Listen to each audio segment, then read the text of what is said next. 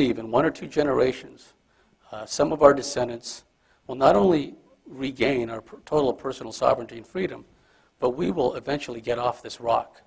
Our destiny is in the cosmos. But there has to be a parallel spiritual development.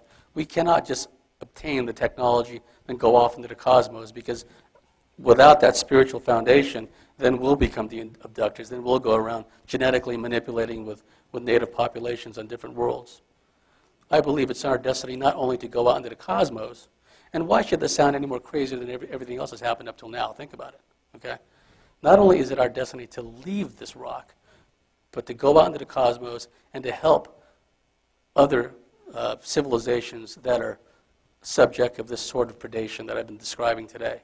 I believe it's our destiny to go around as the white knights of the universe to prevent what's going on here from happening elsewhere. So I'd just like to leave you with a thought. Thank you for listening patiently. I really appreciate it.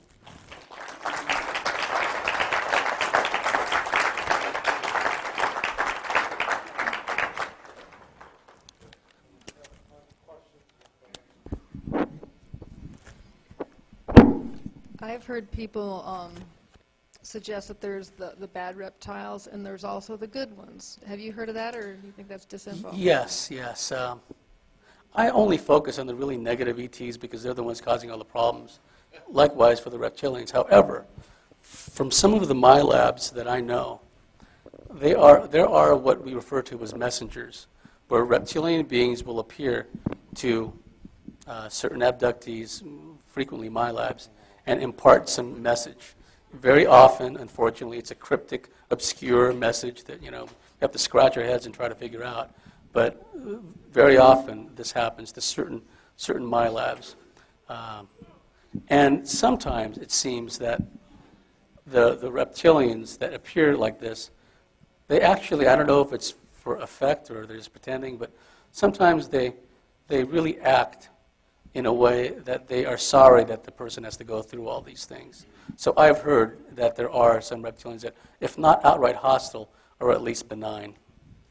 Can we get another question over here? Since during your talk you really had to gloss and almost skip over the MILAB area, could you expand a little bit on that and give us a little background on exactly what a MILAB is and so forth? A MILAB stands for military abductee. It's a term coined by Dr. Helmut Lammer of Austria. Now, unfortunately, Dr. Lammer believes that whenever a MILAB describes seeing aliens, it's the result of some drug-induced mind control. Okay, but what characterizes a MILAB is that a MILAB is a legitimate alien abductee first, who then becomes embroiled in this deep black military program where their physical and innate paraphysical abilities are utilized. And they are utilized as covert operatives. It depends on the aptitude of the individual. Some person could be used as like a chemist or as a scientist in an underground lab. Very often the military controllers will either verbally tell the person straight up or mind control them into taking courses which allow them to become like first responders, like EMTs, paramedics, firefighters. I don't want to blow the cover all the people out there that are firefighters, EMTs, and paramedics that are actually MILABs. But you see, there's a pragmatism involved. The deep black military controllers are loath to lose these people they've mind controlled and utilized for so long. Many MILABs have been trained and given virtual reality training scenarios where they're supposed to try to escape from an apocalyptic scenario on the surface, either all-out nuclear war, germ warfare, some natural calamity, missile attack, whatever the case may be. Many MILABs have been trained in escape and evasion. They've been trained in weapons, what have you. So, in fact, I know one MILAB woman, her 2 daughters are also in this program, and the military has told her she has to, when the time comes, make her youngest daughter dress up and appear as a boy. That way it'll keep the kid from getting kidnapped, because it appears that the military controllers foresee a time in this country where what's going on in southeastern Europe, Ukraine, elsewhere, where thousands, hundreds of thousands of of women and children are being rounded up and sold off as sex slaves, they foresee a time when that's going to happen here. And so they're loath to see these people that they've been training. They're not doing it for altruistic reasons. They don't want their assets messed with. Now, it seems to me that since these sex slavery rings are also after little boys, I don't know how good or effective disguising her little girl into a little boy will be, okay? But they're also used as multitask platforms. For example, satellites have inherent limitations. An overhead imagery satellite is launched out of Vandenberg Air Force Base. It goes into a polar orbit, and they wait, for that part of the Earth to spin beneath it. It's not like in the movies where they can just send these overhead imagery satellites everywhere. They have to just wait till the part of the Earth rotates beneath them before they can start the imagery. Well, MILABS, that I refer to as astral operators, they don't have such limitations. They can be sent anywhere, astrally, underground, above ground. For example, one of the female MILABs that I know, she was frequently sent into the tunnels around in Afghanistan. Now, they knew precisely where to send them because it was the Saudi bin Laden group on behalf of the CIA that was building all these tunnels in Afghanistan during the Soviet occupation. So they would send these astral operators into these tunnels, and then they'd identify the military controller handling the astral operator through some kind of means, some kind of link. They boost their thoughts directly into the MILAB. And the MILAB will report back, yeah, I see several people here. And next thing you know, Earth-penetrating ordnance comes in and just kills all the people that were in these tunnels. Now, what they probably do to doctor the source of the intel is that, through channels, they make it seem as if the intel came from somewhere else, not from MILABS. And so a strike aircraft is sent out, they deploy some Earth-penetrating ordnance, and they kill those people. And they're there watching this explosion, and they're not harmed at all.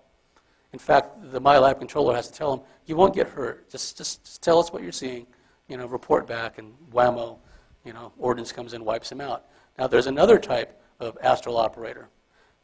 In surface military ops, you have what are known as command and control ships. It's not unusual for command and control in a helicopter or airborne platform to be relaying instructions to ground personnel and serve as a comm link between headquarters and wherever and the troops on the ground. Well, astral operators are utilized in the same way. There could be one astral operator that the military controller is talking and working through, and that astral operator is psychically linked with a number of other astral operators searching all these tunnels all at once. So they've developed that capability. And the people that are telling me these stories are, you would see them in a supermarket and you would think nothing of them. You would just think housewife, right?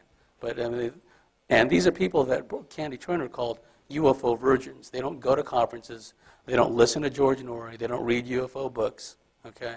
So there's none of this contamination you always hear about. The military is also, and I'm only talking about a particular military program. There are a number of military MILAB programs running in parallel. And although some of the training techniques and operations are similar, okay, because all branches of the service, Army, Navy, Air Force, they control MILABs. One of the things that they've managed to do is, within the psychic field of the astral operator, they've created this grid system where the astral operator is floating above, say, some village in Afghanistan or Iraq where some other innocent people are about to be wiped out. By a coded designation grid system, the MILAB can adjust fire, say like artillery fire or ordnance is coming in. The astral operator can report back to her controller, no, it needs to go to G3 or whatever that square in the grid is. So in the field of vision of the astral operator, the military can literally create like a grid screen, which they use to coordinate and direct fire, which is really no different than a forward observer would for strike aircraft or for artillery. It's just a psychic way of doing it. Some of them are. And what's interesting is some MILABs are given, I don't want to say a wide degree of latitude, but some of them are allowed to walk around these underground installations basically unmolested. It's very common for a MILAB to wake up and find himself in a clinical type setting, lab coat personnel with a clipboard, nurses, medical personnel looking over